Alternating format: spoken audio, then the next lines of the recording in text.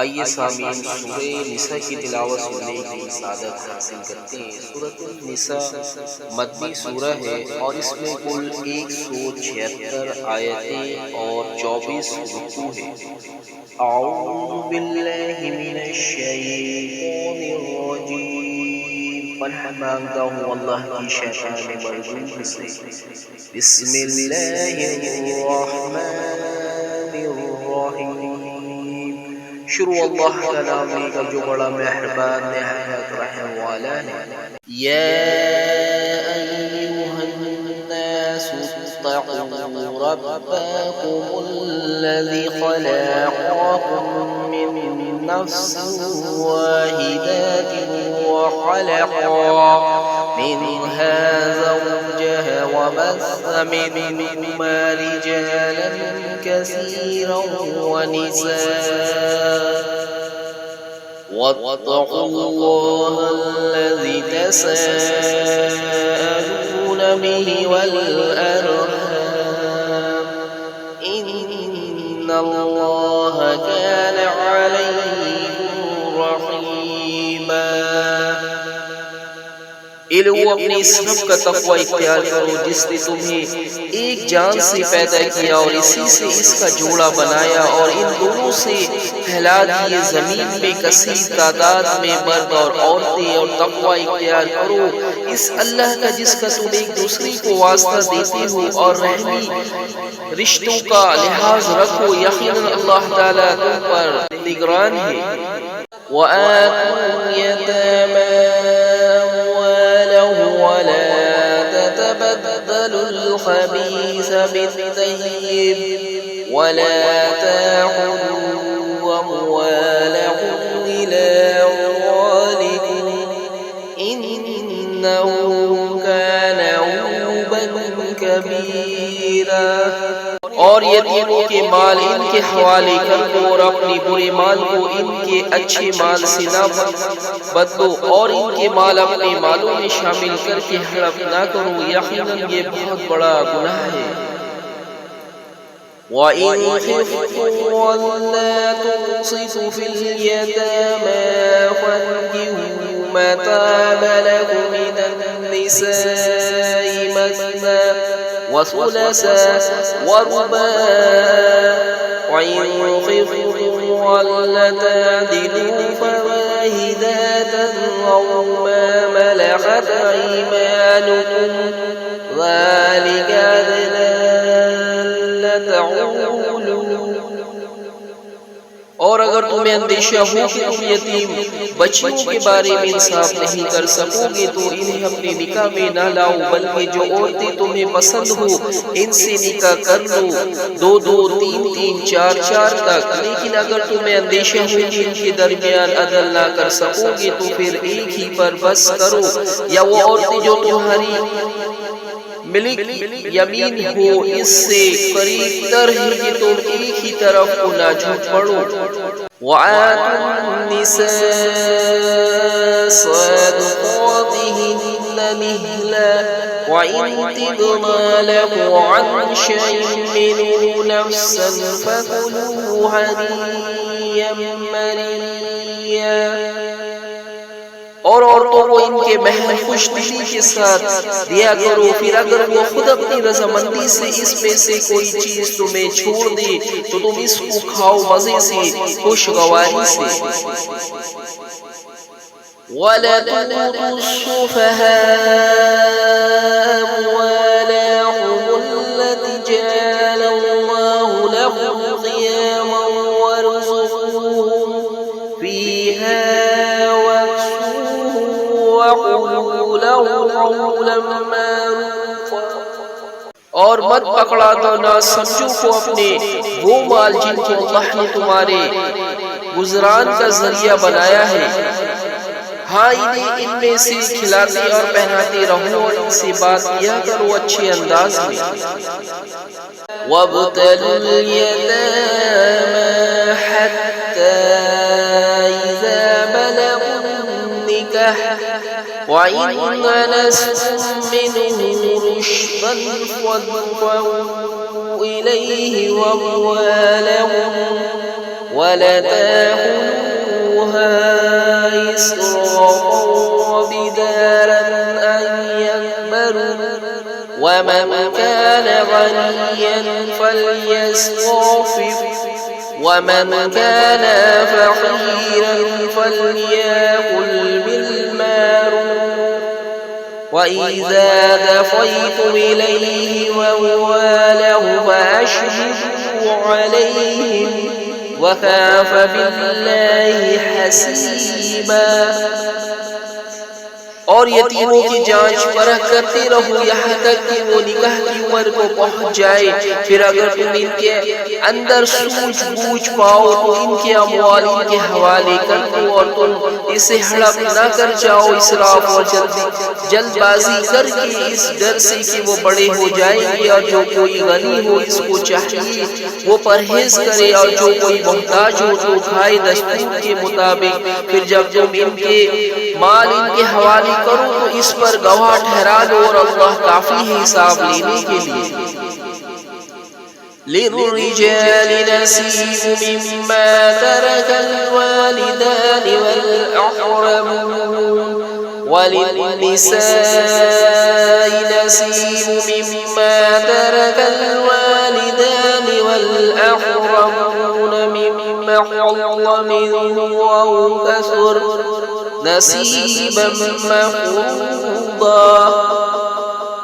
مردوں کے لیے بھی حصہ ہے اس میں سے جو ترکہ چھوڑا ہو والدین نے اور رشتہ داروں نے، اور عورتوں کا بھی حصہ ہے اس میں سے جو ترکہ ہے والدین اور رشتہ داروں کا، چاہے وہ وراثت تھوڑی ہو یا زیادہ ہو، یہ حصہ ہے اللہ کی طرف سے فرض کیا گیا۔ وَإِذَا حَضَرَ الْقِسْمَةَ أُولُو الْقُرْبَى وَالْيَتَامَى وَالْمَسَاكِينُ فَارْزُقُوهُم مِّنْهُ وَقُولُوا لَهُمْ قَوْلًا مَّعْرُوفًا۔ اور جب حاضر ہو تقسیم کے وقت قرابت دار اور یتیم اور محتاج تو انہیں بھی کچھ دلا دو اس میں سے، اور ان سے معقول انداز میں بات کرو۔ وَلْيَخْشَ الَّذِينَ لَوْ تَرَكُوا مِنْ خَلْفِهِمْ ذُرِّيَّةً ضِعَافًا خَافُوا عَلَيْهِمْ فَلْيَتَّقُوا اللَّهَ وَلْيَقُولُوا قَوْلًا سَدِيدًا۔ اور ڈرتے رہنا چاہیے ان لوگوں کی کہ اگر انہوں نے بھی چھوڑے ہوتے اپنے پیچھے ناتواں بچے کو، ان کے بارے میں انہیں کیسے کیسے اندیشے ہوتے، تو انہیں چاہیے کہ اللہ کا تقوی اختیار کرے اور سیدھی سیدھی حق پر مبنی بات کرے۔ ان الذين يأكلون أموال اليتامى ظلما إنما يأكلون في بطونهم نارا وسيصلون سعيرا۔ یقیناً وہ لوگ جو یتیموں کا مال ہڑپ کرتے ہیں ناحق، وہ تو اپنے پیٹوں میں آگ ہی بر رہی ہے، اور وہ عنقریب بھڑکتی آگ میں داخل ہوں گے۔ يُوصِيكُمُ اللَّهُ فِي أَوْلَادِكُمْ لِلذَّكَرِ مِثْلُ حَظِّ الْأُنثَيَيْنِ وَإِن كُنَّ نِسَاءً فَوْقَ اثْنَتَيْنِ فَلَهُنَّ ثُلُثُ مَا تَرَكَ وَإِن كَانَتْ وَاحِدَةً فَلَهَا النِّصْفُ وَلِأَبَوَيْهِ لِكُلِّ واحد منهما السُّدُسُ مِمَّا تَرَكَ إِن كَانَ له ولد وإن لم يكن له ولد ووارثاه أبواه فلأمه الثلث وإن كان له إخوة فلأمه السدس من بعد وصية يوصي بها أو دين آباؤكم وأبناؤكم وتدرون أيهم أقرب لكم نفعا فريضة من الله إن الله كان حکیما۔ اللہ تعالیٰ تمہیں وصیت کرتا ہے تمہاری اولاد کے بارے میں کہ لڑکی کے لیے حصہ ہے 2 لڑکیوں کے برابر، پھر اگر لڑکیاں ہی ہو 2 یا 2 سے زیادہ تو ان کے لیے ترکے کا 2 تہائی ہے، اور اگر ایک ہی لڑکی ہے تو اس کے لیے آدھا ہے، اور میت کے والدین میں سے ہر ایک کے لیے چھٹا حصہ ہے جو اس نے چھوڑا اگر میت کے اولاد ہو، اور اگر اس کے اولاد نہ ہو اور اس کے وارث ماں باپ ہی ہو تو اس کی ماں کا 1 تہائی ہے، پھر اگر میت کے بہن بھائی ہو تو اس کی ماں کا چھٹا حصہ ہے۔ بعد اس وصیت کی تعمیل کی جو وہ کر جائے یا بعد ادائی قرض کی، تمہارے باپ اور تمہارے بیٹے تم نہیں جانتے ان میں سے کون تمہارے لیے زیادہ نافع ہے، یہ اللہ کی طرف سے مقرر کیا ہوا فریضہ ہے، یقیناً اللہ تعالیٰ علم و حکمت والا ہے۔ وَلَهُمْ نِصْفُ مَا تَرَكَ أَزْوَاجُهُمْ إِن لَّمْ يَكُن لَّهُنَّ وَلَدٌ وَإِن كَانَ لَهُنَّ وَلَدٌ فَلَهُمُ الرُّبُعُ مِمَّا تَرَكْنَ مِن بَعْدِ وَصِيَّةٍ يُوصِينَ بِهَا أَوْ دَيْنٍ وَلَهُنَّ الرُّبُعُ مِمَّا تَرَكْتُمْ إِن لَّمْ يَكُن لَّهُ وَلَدٌ وَإِن كَانَ لَهُ وَلَدٌ فَلَهُنَّ الثُّمُنُ مِمَّا تَرَكْتُم مِّن بَعْدِ وَصِيَّةٍ تُوصُونَ بِهَا أَوْ دَيْنٍ وَإِن كَانَ رَجُلٌ يُورَثُ كَلَالَةً أَوْ امْرَأَةٌ وَلَهُ أخ أو أخت فلكل واحد منهما السدس وإن كانوا أكثر من ذلك فهم شركاء في الثلث من بعد وصية يوصى بها أو دين غير مضار وصية من الله والله عليم حليم۔ اور تمہارا حصہ تمہاری بیویوں کے ترکے میں سے آدھا ہے اگر ان کی کوئی اولاد نہ ہو، اور اگر ان کی اولاد ہے تو تمہارے لیے چوتھائی ہے اس میں سے جو انہوں نے چھوڑا بعد اس وصیت کی تعمیل کی جو کر جائے یا بعد ادائی قرض کی، اور ان کے لیے چوتھائی ہے تمہارے ترکے کا اگر تمہارے اولاد نہیں ہے، اور اگر تمہارے اولاد ہے تو ان کے لیے 8واں حصہ ہے تمہارے ترکے میں سے اس وصیت کی تعمیل کے بعد جو تم نے کی ہو یا قرض ادا کرنے کے بعد، اور اگر کوئی شخص جس کی وراثت تقسیم ہو رہی ہے کلالہ ہو یا عورت ہو اور اس کا ایک بھائی یا ایک بہن ہو تو ان میں سے ہر ایک کے لیے چھٹا حصہ ہے، اور اگر وہ اس سے زیادہ ہو تو وہ سب ایک تہائی میں شریک ہوں گے اس وصیت کی تعمیل کے بعد جو کی گئی یا ادائی قرض کے بعد بغیر کسی کو ضرر پہنچائے، اور اللہ تعالیٰ سب کو جاننے والا کمال علم والا ہے۔ تِلْكَ حُدُودُ اللَّهِ وَمَن يُطِعِ اللَّهَ وَرَسُولَهُ يُدْخِلْهُ جَنَّاتٍ تَجْرِي مِن تَحْتِهَا الْأَنْهَارُ خَالِدِينَ فِيهَا وَذَلِكَ الْفَوْزُ الْعَظِيمُ۔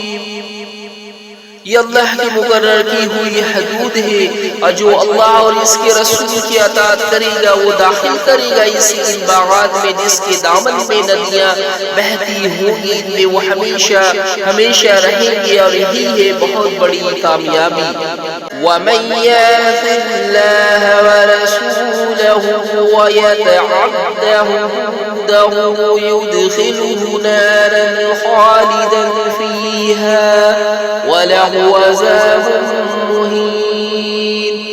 اور جو کوئی نافرمانی کرے گا اللہ اور اس کے رسول کی اور تجاویز کرے گا اس کی حدود سے، وہ داخل کرے گا اس کو آگ میں جس میں وہ ہمیشہ رہے گا، اور اس کے لیے احنت امیز عذاب ہوگا۔ واللاتي ياتين الفاحشات من نسائكم فاستشهدوا عليهن أربعة منكم وإن شاهدوا فأمسكوهن في البيوت حتى يتوفهن الموت أو يجعل الله لهن سبيلا۔ اور تمہاری عورتوں میں سے جو کسی بے حیائی کا ارتکاب کری تو ان پر اپنے میں سے 4 گواہ لاؤ، بس اگر وہ گواہی دے دے تو ان عورتوں کو گھروں میں بند کر دو یہاں تک کہ موت ان کو لے جائے یا اللہ ان کے لیے کوئی اور راستہ نکال دے۔ واللذان يأتيانها منكم فآذوهما وإن تابا وأصلحا فأعرضوا عنهما إن الله كان توابا رحيما۔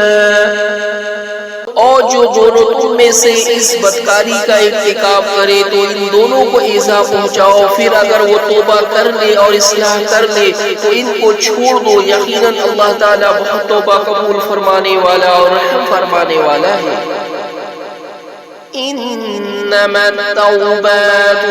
على الله للذين يعملون السوء بجهالة ثم يتوبون من قريب فأولئك يتوب الله عليهم وكان الله عليما حكيما۔ اللہ کی ذمہ ہے توبہ قبول کرنا ایسے لوگوں کی جو کوئی بری حرکت کر بیٹھے ہیں جہالت اور نادانی میں، پھر جلد ہی توبہ کر لیتے ہیں، تو یہی ہے کہ ان کی توبہ اللہ قبول فرمائے گا اور اللہ تعالیٰ باخبر ہے اور حکیم و دانا ہے۔ وَلَيْسَتِ التَّوْبَةُ لِلَّذِينَ يَعْمَلُونَ السَّيِّئَاتِ حَتَّى إِذَا حَضَرَ أَحَدَهُمُ الْمَوْتُ قَالَ إِنِّي تُبْتُ الْآنَ وَلَا الَّذِينَ يَمُوتُونَ وَهُمْ كُفَّارٌ أُولَئِكَ أَعْتَدْنَا لَهُمْ عَذَابًا عَلِيمًا۔ اور ایسے لوگوں کا کوئی حق نہیں ہے توبہ کا جو برے کام کیے چلے جاتے ہیں یہاں تک کہ جب ان میں سے کسی کی موت کا وقت آ جاتا ہے تو اس وقت وہ کہتا ہے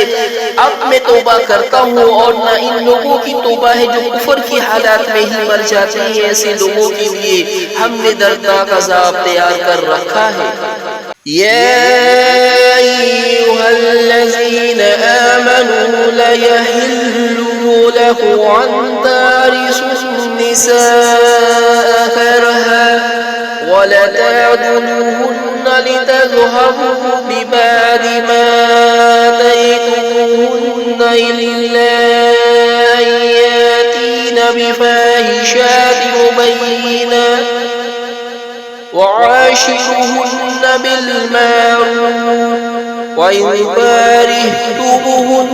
فعسى أن تكرهوا شيئا ويجعل الله فيه خيرا كثيرا۔ اہل ایمان تمہارے لیے جائز نہیں کہ تم عورتوں کو زبردستی وراثت میں لے لو، اور نہ یہ جائز ہے کہ تم انہیں روکے رکھو تاکہ تم ان سے واپس لے لو اس کا کچھ حصہ جو کچھ تم نے ان کو دیا ہے۔ ہاں اگر وہ صریح بدکاری کی مرتکب ہوئی ہو تو تمہیں ان کو تنگ کرنے کا حق ہے، اور عورتوں کے ساتھ اچھی طریقے پر معاشرت اختیار کرو۔ اگر وہ تمہیں ناپسند ہو تو بعید نہیں ایک چیز تمہیں ناپسند ہو اور اس میں اللہ نے تمہارے لیے بہت کچھ بہتری رکھ دی ہو۔ وَإِنْ أَرَدْتُمُ اسْتِبْدَالَ زَوْجٍ مَّكَانَ زَوْجٍ